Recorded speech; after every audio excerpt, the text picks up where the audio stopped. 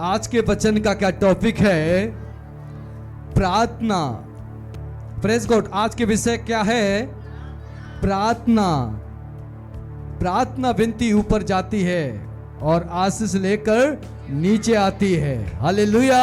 आज का विषय है प्रार्थना, प्रार्थना, प्रार्थना, प्रार्थना, प्रार्थना, प्रार्थना, प्रार्थना, प्रार्थना, प्रार्थना, प्रार्थना। प्रभु का वचन कहता है, मत्ती रचित सुसमाचार 26 का 41 में प्रभु कहता है, जागते रहो और प्रार्थना करते रहो ताकि तुम परीक्षा में हालेलुया। किसमें ना पड़ो? किसमें ना पड़ो? जब आप प्रार्थना करते हैं, जब आप परमेश्वर की महान उपस्थिति के अंदर प्रार्थना करते हैं, तो प्रार्थना करने से तमाम प्रकार के बंधन, तमाम प्रकार के रोग, तमाम प्रकार की समस्याएं, तमाम प्रकार की परीक्षाएं आपके जीवन से कम होती हैं, आपके जीवन से निकलती हैं। बीमारियां, प्रोसिक्यूशन आपके जीवन से निकलता है। अब जो इंसान प्रार्थना का योद्धा है, जो इंसान संगति करता है सर्वशक्तिमान परमेश्वर की महान उपस्थिति के अंदर, वो इंसान रहता है, उसे यहोवा गाइड करेगा, उसे यहोवा प्रोटेक्ट करेगा।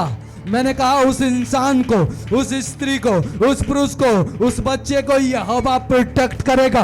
उसके लिए कोई छू नहीं सकता।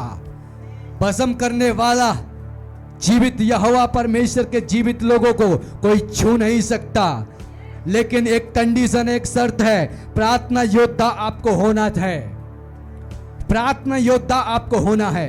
प्रभु यीशु मसीह पूरी रात प्रार्थना करते थे। बहुत सारे लोग पूछते हैं, प्रार्थना हम दिन में कर लेते हैं और रात को रोटी खा के 5 मिनट आमीन। तो मैं बताना चाह रहा हूं, रात की प्रार्थना ज्यादातर असरदार होती है और जो दिन की प्रार्थना होती है वो ज्यादा असरदार नहीं होती।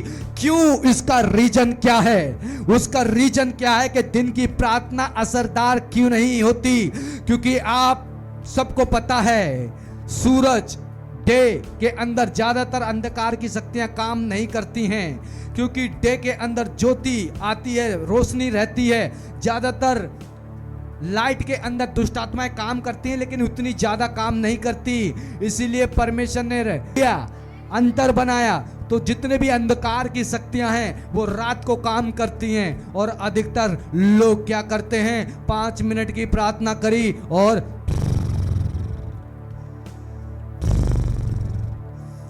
यीशु मसीह के नाम से। क्या कर रहा है बेटा? कुछ नहीं, शैतान के कपड़े उतारना चाह रहा हूं। हैं? शैतान के कपड़े उतारेगा? लेकिन बेटा अभी तो तेरे कपड़े उतर रहे हैं। बात समझ में आ रही है? अभी तो तेरे कपड़े उतर रहे हैं। तू कह रहा दिन में मैंने प्रार्थना कर ली, मैंने इतने टाइम प्रार्थना कर ली, मैंने दिन में प्रार्थना कर ली, तो वो प्रार्थना है लेकिन वो उतनी असरदार नहीं है, उतनी असरदार नहीं है। यीशु मसीह रात भर प्रार्थना करते थे और सुबह जाके यीशु मसीह अपने चेलों को चुनते थे। रात भर प्रार्थना करते थे और सुबह जाकर प्रभु अपने कार्यों को करते थे, क्योंकि वो परमेश्वर की संगति में जब रहते थे सबसे पहले एनर्जी को फील करते थे, परमेश्वर यहोवा की सामर्थ को फील करते थे और तमाम टेम्पटेशन से बचते थे। और अधिकतर रात में प्रार्थना क्यों करना चाहिए ये भी मैं आज आपको बताऊंगा और आपको पता लगेगा कि रात में प्रार्थना क्यों आवश्यक है। मैं थोड़ा सा वचनों से बताना चाहूंगा। मत्ती रचित सुसमाचार 26 का 41 जल्दी से हम पढ़ेंगे। मत्ती रचित सुसमाचार।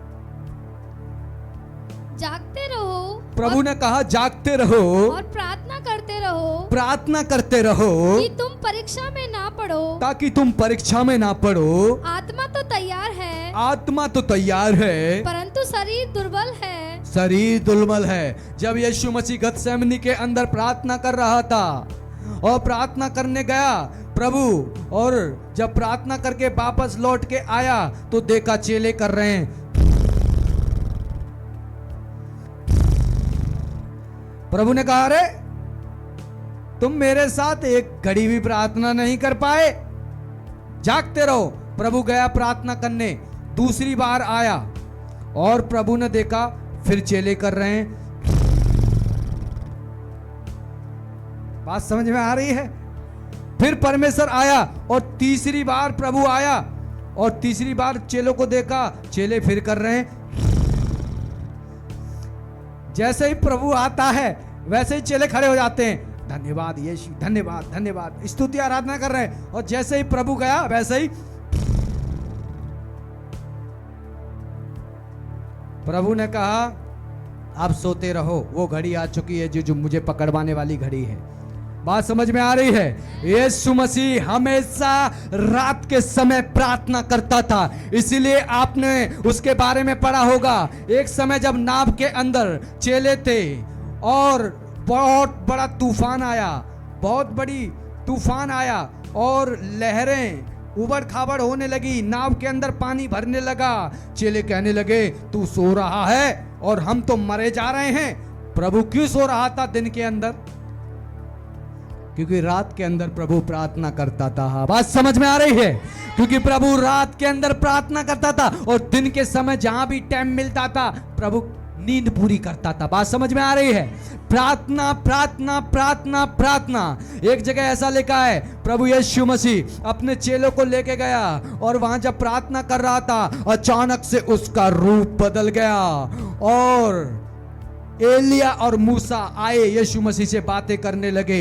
अचानक से यीशु मसीह का रूप बदल गया। जब आप प्रार्थना के अंदर रहते हैं, जब आप संगति के अंदर रहते हैं, जिस प्रकार से प्रभु यीशु का इनकाउंटर हुआ, आपका भी इनकाउंटर होता है, प्रकाशन होता है, दर्शन परमेश्वर देते हैं, परीक्षाओं से आप बचते हैं। और जिस कार्य के लिए परमेश्वर ने आपको चुना है, परमेश्वर के दूत आपको बताते हैं। उस समय परमेश्वर के दूत आए और बाइबल में लिखा है यीशु मसीह के वस्त्र का रूप बदल गया।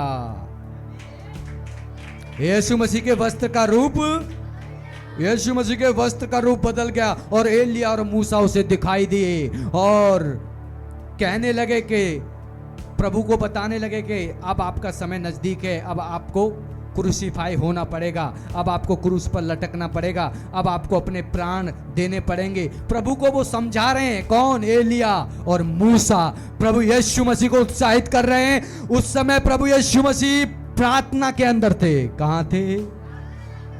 बात समझ में आ रही है? अचानक से रूप बदल जाए तो ये रात में ही रूप दिखाई दे सकता है। इसका मतलब वो रात के अंदर प्रार्थना कर रहे थे। बात समझ में आ रही है? और रात के अंदर ही रोशनी जब ही उन्हें दिखाई दी, प्रभु का रूप बदल गया, कपड़े बदल गए, आत्मिक देह प्रभु की आ गई। बात समझ में आ रही है? तो मैं आपको बताना चाहता हूं, आपको इसलिए रात के अंदर प्रार्थना करना बहुत जरूरी है। जब आप प्रार्थना करते हैं, आजमाइश से, परीक्षाओं से, बंधनों से और तमाम प्रकार की शैतान की जो प्लानिंग, जो शैतान करके बैठा है आपके बच्चों के विषय में, आपके विषय में जो प्लानिंग करके बैठा है नरक के अंदर कि मैं इस बहन को ऐसे मारूंगा, इसको मैं ऐसे गिराऊंगा, इसको मैं ऐसे पकड़ूंगा, इसको मैं ऐसे बीमारी दूंगा। और जब आप नाइट प्रेयर करते हैं, रात के अंदर प्रार्थना करते हैं, तो आप शैतान के बंधनों से छूटते हैं और उसकी पकड़ से आप छूटते हैं। इसीलिए परमेश्वर ने कहा प्रार्थना करो ताकि तुम परीक्षा में, ताकि तुम परीक्षा में, ताकि तुम परीक्षा में। अब मैं अपने पॉइंट के ऊपर आऊंगा कि रात में प्रार्थना क्यों करना चाहिए। रात में इसीलिए प्रार्थना करना चाहिए। मैं आपको एक वचन से उत्साहित कर, जिसने अपने खेत में अच्छा बीज बोया, जिसने अपने खेत में अच्छा बीज बोया, पर जब लोग सो रहे थे, क्या कर रहे थे? क्या कर रहे थे? जब लोग क्या कर रहे थे? सो रहे थे। सोते वक्त क्या होता है? अधिकतर देखो, जब आप सो जाते हो तो सोते वक्त शैतान आपके अंदर जंगली बीज डालता है। सोते वक्त आपके अंदर वो क्या डालता है? व्यभिचार, बीमारियां, cancer, typhoid, malaria, blood cancer और तमाम ब्लड से रिलेटेड बीमारियां जब आप सोते हो उस समय शैतान क्या करता है? डालता है। कोई बहन देखती है, अरे मैं तो खाना खा रही हूं सपने में। कोई बहन कोई चिकन खा रहा है सपने में, आपको नहीं पता वो शैतान डाल रहा है जहर। अगर आप परमेश्वर के दूत के साथ खा रहे हैं तो अच्छी बात है, लेकिन आप अगर ऐसे इंसानों को जानते नहीं हैं, शैतान बेचारा इस्तेमाल करता है। और जैसे ही आप शैतान आपको ड्रीम दे रहा है, आप खा रहे हैं अजीब अजीब प्रकार की सपने के अंदर चीजें खा रहे हैं, और जैसे ही खा रहे हैं दूसरे दिन से आप बीमार पड़ गए। आप समझ नहीं पा रहे हैं क्या हो गया, सब कुछ ठीक ठाक है, पवित्रता ही में हूँ, ये है वो है, प्रार्थना भी कर रहा हूं, लेकिन कुछ अच्छा नहीं लग रहा, शरीर ढीला है, प्रार्थना करने का मन नहीं है, बिल्कुल बाइबल पढ़ने का मन नहीं है, नींद ज्यादा आती है। क्या हो गया? हुआ कुछ नहीं है, शैतान जंगली बीज डाल के तेरे अंदर चला गया है, इसीलिए तेरा उपस्थिति के अंदर मन नहीं लग रहा, क्योंकि शैतान चाहता है अपने लुचपन के काम और अपने गंदे कामों को तुझे दिखाना। उनमें तेरा मन लगेगा, उनमें तेरी पलकें भी नहीं झपकेगी। लेकिन जहां बाइबल पढ़ने की बात आई, जहां प्रार्थना करने की बात आई, वहां आपको नींद आएगी, वहां आपको बिल्कुल बोरिंग फीलिंग होगी, आपका अंदर से बिल्कुल मन नहीं करेगा। क्योंकि रात के अंदर जब आप सो रहे थे, सो शत्रु आपके अंदर अपना बीज बो के चला गया। और ये बात प्रभु यीशु मसीह बताते हैं, और विस्तार से मैं आपको बताऊंगा। पढ़ेंगे दोबारा से सिस्टर। पर जब लोग सो रहे थे तो जब लोग सो रहे थे तो उसका शत्रु आकर गेहूं के बीच जंगली बीज बोकर चला गया। और जब शत्रु आया तो अच्छे बीजों के साथ जंगली बीज भी बोकर बात समझ में आ रही है? इसीलिए रात को आपको क्या करना चाहिए? इसीलिए ये कामयाबी की चाबी यीशु मसीह को पता थी, इसलिए यीशु पूरी रात प्रार्थना करता था और सुबह जाकर परमेश्वर प्रोफेसी करता था, लोगों को चंगाई देता था। इसीलिए नाइट के अंदर प्रार्थना करना बहुत जरूरी है। जब आप रात के लिए सोते हैं, शैतान आता है अपना बीज बोने के लिए। जब आपको वो देखता है, अरे ये तो बहन प्रार्थना कर रही है, अरे ये तो भाई आग को रिलीज कर रहा है, वो इसके घर में तो अभिषेक बह रहा है, लेकिन इसके विपरीत वो देखता है कि ये बहन सो रही है।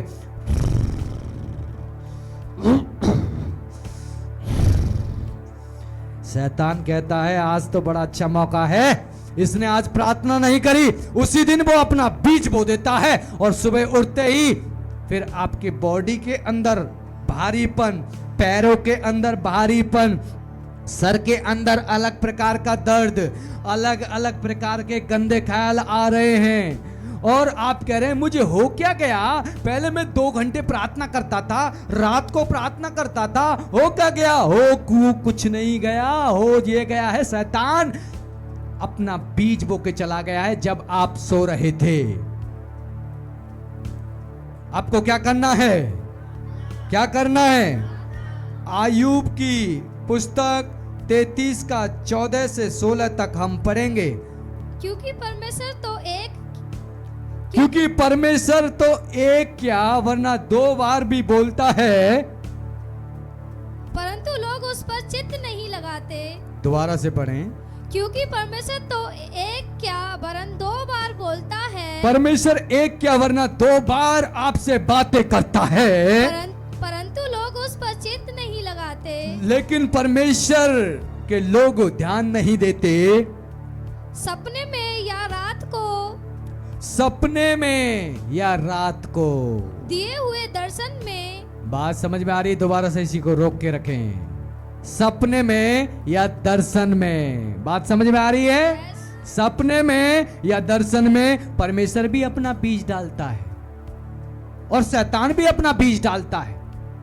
लेकिन जब आप प्रार्थना करके नाइट पर आप सोओगे तब जाके परमेश्वर अपना बीज डालेगा। लेकिन ऐसी सो जाओगे तो परमेश्वर अपना बीज नहीं डालेगा, शैतान अपना बीज डालेगा। बात समझ में आ रही है आपको? इसी प्रकार से मैं बताना चाहता हूं आपको प्रार्थना करनी है, प्रार्थना का समय बनाना है। 12 से आपका समय 1 हो सकता है, किसी का 12 से 2 हो सकता है, किसी का 12 से 3 हो सकता है, किसी का 12 से 4 हो सकता है, किसी का 12 से 5 हो सकता है, किसी का 12 से 6 हो सकता है। और ये परफेक्ट टाइमिंग है, इस समय आपको अपने प्रार्थना का जीवन बनाना है। चाहे 1 घंटा करें, चाहे 2 घंटा करें, आपको ये प्रार्थना का जीवन बनाना है। अगर आपने बना लिया तो मैं आपको बता रहा हूं कि आप तमाम प्रकार की परीक्षाओं से, तमाम प्रकार के शैतान के, हर प्रकार के उसके हथियार से आप बच जाएंगे, क्योंकि वो आपके ऊपर प्रबल ना होने पाएगा। इसीलिए प्रभु ने कहा जागते रहो कि तुम प्रार्थना करते रहो ताकि तुम परीक्षा में ना पड़ो। प्रार्थना है जो आपको परीक्षाओं से बचाती है, बीमारियों से बचाती है, एक्सीडेंट और हादसों से बचाती है। एक बहन के बारे में बताना चाहता हूं।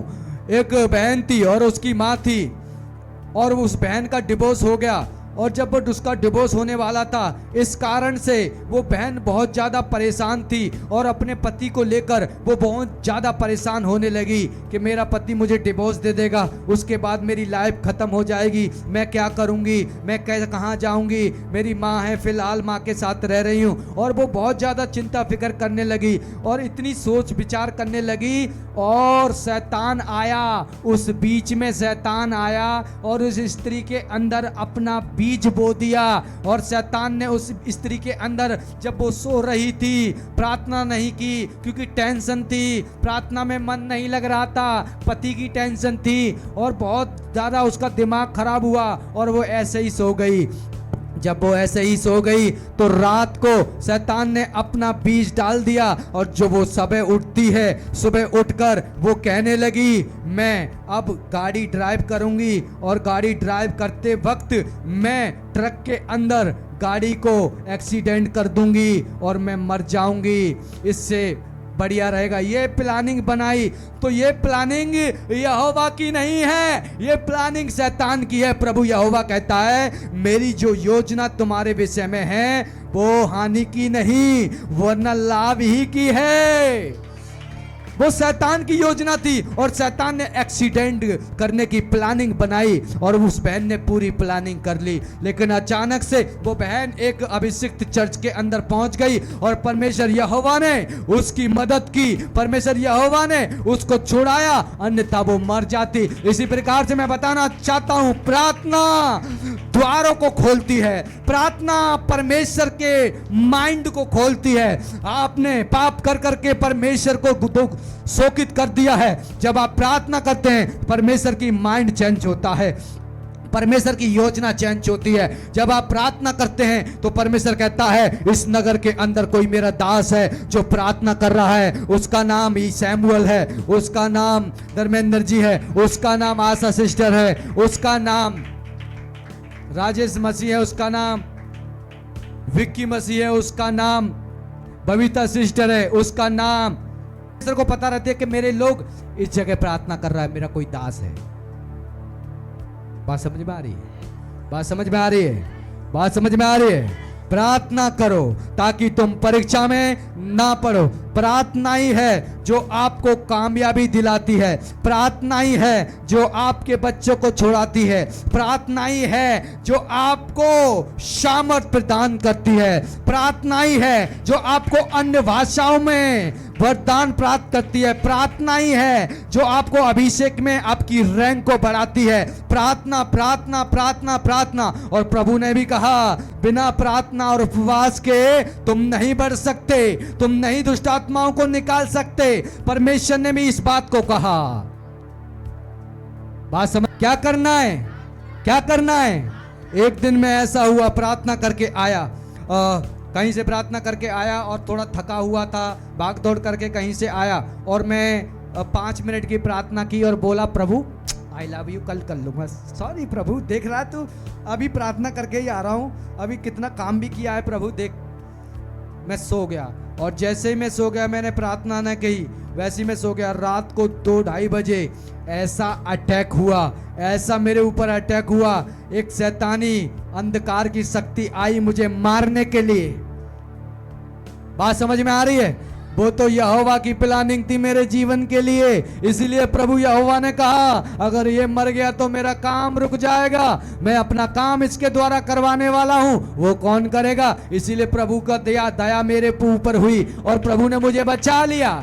इसी प्रकार से मैं बताना चाहता हूं, ऐसी दया हर एक बेटा बेटी के ऊपर नहीं होती है। अगर प्रार्थना के अंदर आप नहीं होते तो हो सकता है कि अगर प्रभु की दया नहीं होती तो मैं मर जाता। प्रभु ने मुझे बचाया। बहुत ही सामर्थ्य अटैक था, आपको पता नहीं है। नींद नहीं आएगी 4-4 5-5 दिन तक अगर आपके इनकाउंटर होने लगेंगे जैसे मेरे होते हैं। चाचा नानी मामा फूफा याद आ जाएगा। पास्टर बनने के ख्याल चल रहे हैं, छोड़ दोगे। होता क्या है पास्टर, असली पास्टर की बात कर रहा हूं मैं, नकलियों की नहीं बोल रहा हूं। जो लोग पाप के अंदर व्यभिचार के अंदर जी रहे हैं उनके लिए नहीं बोल रहा हूं, असली सेवक की बात कह रहा हूं, जिसे पूरे नगर के अंदर पूरे देश के अंदर शैतान पहचानता है कि ये इंसान मेरे राज के लिए खतरा है। अगर वैसा इंसान आपको बनना है तो प्रार्थना का जीवन आपका होना चाहिए। प्रार्थना का जीवन, उपवास का जीवन आपका होना चाहिए। जब आप प्रार्थना उपवास करते हैं तो आपकी एनर्जी बढ़ती है, आप सामर्थ में अभिषेक में बढ़ते हैं और शैतान जो भी प्लानिंग करके आपके लिए बैठा है वो सारी की सारी फेल होती हैं। बात समझ में आ रही है? क्या करना है आपने? प्रेरितों के अध्याय 12 के 5 में इस प्रकार से लिखा है, कलीसिया लौ लगा के प्रार्थना कर रही थी। किसके लिए? कलीसिया लौ लगा के प्रार्थना कर रही थी पतरस के लिए, क्योंकि पतरस जेल के अंदर बंद था। कलीसिया प्रार्थना कर रही थी कि पतरस जेल से छूट जाए, जेल से छूट जाए। और एक सामर्थी स्वर्गदूत आया जेल के अंदर, पतरस को छुड़ा कर लेके गया। बात समझ में आ रही है? क्योंकि कलीसिया लौ लगाकर प्रार्थना कर रही थी। कलीसिया कह रही थी अगर पतरस मर जाएगा तो हमें कौन वचन बताएगा, हमें कौन सुसमाचार सुनाएगा। और प्रभु ने कलीसिया की प्रार्थना को सुना। आवाज समझ में आ रही है आपको? इसी प्रकार से जब आप प्रार्थना करते हैं तो परमेश्वर रास्ते आपके खोलता है, द्वार आपके खोलता है। प्रार्थना बेशक आपको दिखाई नहीं दे रहा, मैंने प्रार्थना की, बेशक आपको दिखाई नहीं दे रहा, लेकिन आत्मा के अंदर एक एनर्जी और एक आग उठती है जो शैतान की किंगडम को नष्ट करती है। जब आप प्रार्थना करते हैं आग निकलती है आपके रूम से, आग निकलती है आपके कमरे से, और लोग उसे नहीं देख सकते, लेकिन शैतान उस आग को देखता है कि भाई कौन सा घर है ये, इसके अंदर से आग निकल रही है, कौन सा घर है ये, इसके अंदर से आग निकल रही है। और कहता है, शैतान कहता है इसको कंट्रोल में करो, क्योंकि इसकी आग को अगर हमने नहीं रोका, इसकी प्रार्थना के जीवन को हमने नहीं रोका तो ये हमारे लिए एक बहुत बड़ा खतरा बन जाएगा। इसीलिए लोग जब प्रार्थना उपवास के अंदर जाते हैं, ज्यादातर उनके ऊपर अटैक इसीलिए होते हैं क्योंकि वो प्रार्थना करते हैं। शैतान को पता है अब तो ये आग निकाल रहा है, आग निकलती है, आग निकलती है। प्रार्थना जब आप करते हैं आग निकलती है, और शैतान उसी आग से डरता है, उसी अभिषेक से शैतान डरता है। बात समझ में आ रही है? प्रार्थना आपके जीवन में सबसे पहला स्थान प्रार्थना का होना चाहिए।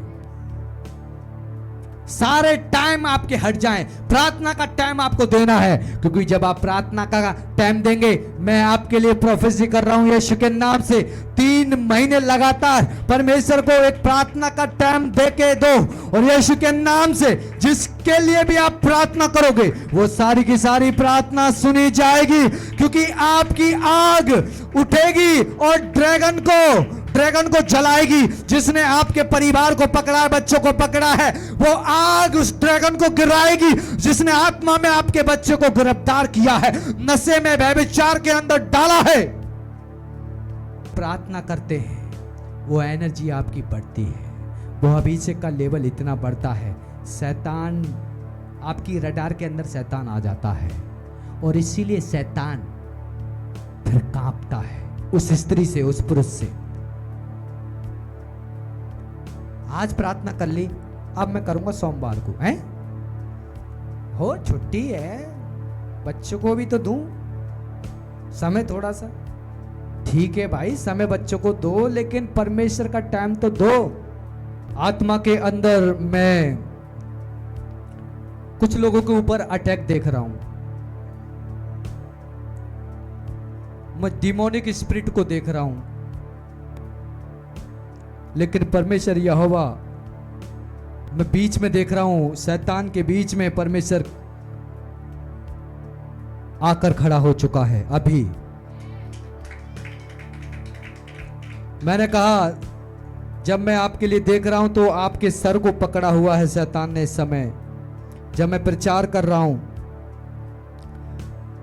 लेकिन परमेश्वर यहोवा आपको छुड़ा रहा है अभी, क्योंकि परमेश्वर का हाथ में, यीशु का हाथ में उंगली, जो उसके हाथों में, जो थोमा ने कहा मैं उंगली डाल के जब तक नहीं देखूंगा, जब तक मैं विश्वास नहीं करूंगा कि यीशु मसीह जिंदा है, वही उंगली का हाथ में देख रहा हूं आपके जीवन के हिस्से में आ चुका है। यीशु के नाम से डेविल, मैं तुझे यीशु के नाम से अरेस्ट करता हूं। माइंड को छोड़, एयर के अंदर जो भी डिमोनिक फ्रीक्वेंसी तू डाल रहा है, जो भी गंदी सोचों को तू दिमाग के अंदर डाल रहा है, मैं तुझे यीशु के नाम से, परमेश्वर की सामर्थ से मैं तुझे ड्रैगन गिराता हूं। और ये नेगेटिव एनर्जी, गंदी सोच जो तू दे रहा है राइट नाउ, नेगेटिव सोच, मरने के विचार, यीशु के नाम से मैं तुझे कमांड करता हूं, छोड़ के जा इस बहन को in the name of Jesus. छोड़ के जा निराशा की आत्मा, छोड़ के जा डिप्रेशन की आत्मा, छोड़ के जा प्रार्थना न करने देने वाली आत्मा, मैं तुझे यीशु के नाम से आज्ञा देता हूं, चल जा यीशु के नाम से, क्योंकि ये प्रस्थान, ये स्थान यीशु मसीह का है। यहां से ये रिवर ऑफ फायर है, ये आग का स्थान है। यीशु के नाम से रखंदया मखोंदो बोरे रे बाबा बंदे, रे बाबा बंदे, रिकंदया मखरला बंदो कोरलेबे, खरला बंदो कोरिया मंदे, रे बाबा बंदे, रे बाबा बंदे, रखंदया मखोंदो रिबा बाबा बंदे। मैं तुझे अरेस्ट करता हूं यीशु के नाम से। मेरे हर एक बेटा बेटी को छोड़ के जा, जा यीशु के नाम से, तुझे जाना पड़ेगा, तुझे जाना पड़ेगा। छोड़ माइंड को यीशु के नाम से, छोड़ पेट के हिस्से को यीशु के नाम से, छोड़ यीशु के सामर्थी नाम से, छोड़ इस अटैक को यीशु के नाम से, छोड़ शोल्डर के दर्द को, छोड़ कंधे के दर्द को, छोड़ कमर के दर्द को। तू यीशु के नाम से प्रभु की उपस्थिति में नहीं रह सकता। छोड़ यीशु के नाम से, छोड़ यीशु के नाम से। रबंदे खेंदे बेकरो लबंदे, रबंदो यो खुरबंदे, रबंदे ये बखुरिया बंदे, रिखंदे ये बंदो खुरिया मंदा, रबाबा बंदे। I cover blood of Jesus. Hallelujah. प्रार्थना का जीवन आपका होना चाहिए, प्रार्थना का जीवन आपका होना चाहिए। प्रार्थना का जीवन आपका हुआ तो मैं बता रहा हूं आप ब्लेस होने पाएंगे। हम आयूब के विषय में मैं बताता हूं, उसके बाद इस वचन को भी पढ़ेंगे। आयूब ने अपने दोस्तों के लिए प्रार्थना की। आयूब के दोस्तों ने परमेश्वर के विरुद्ध कुछ ऐसी बातें की जिन्हें परमेश्वर ने पसंद नहीं किया, लेकिन आयूब की पुस्तक 42:10 में जब आयूब ने अपने दोस्तों के लिए प्रार्थना की तो यहोवा ने आयूब की प्रार्थना सुनी और उसके दोस्तों का पाप अधर्म क्षमा किया। इसी प्रकार से हिजकिय्याह राजा ने जब प्रार्थना की दूसरे राजाओं की पुस्तक 20:5 में, तो परमेश्वर ने उसकी प्रार्थना और उसके आंसुओं को देखा।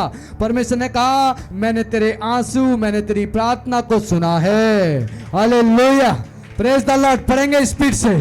लौटकर मेरी प्रजा के प्रधान हिजकिय्याह से कह, परमेश्वर ने एक नबी को भेजा और कहा लौटकर मेरे दास हिजकिय्याह से कह कि तेरे मूल पुरुष दाऊद का परमेश्वर यहोवा, तेरा मूल पुरुष दाऊद का परमेश्वर यहोवा यो कहता है कि मैंने तेरी प्रार्थना सुनी, मैंने तेरी प्रार्थना सुनी और तेरे आंसू देखे हैं, और तेरे आंसू देखे हैं। देख मैं तुझे चंगा करता हूँ, देख मैं तुझे चंगा करता हूँ। परसों तू यहोवा के भवन में जा। हालेलुया।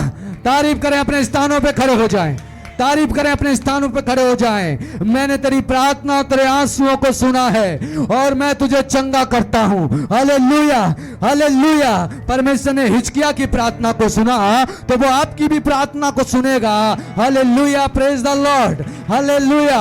हन्ना के पास में एक भी बच्चा नहीं था और वो परमेश्वर के भवन में गई और गिड़गिड़ा के कहने लगी परमेश्वर मैं बांझ हूं, मुझे एक बच्चा दे दे, बच्चा दे दे। और रोकर गिड़गिड़ा कर प्रार्थना करने लगी, परमेश्वर से विनती करने लगी। और यहोवा के दास ने कहा, एली ने, यहोवा तुझे मुंह मांगा वरदान दे। हालेलुया। और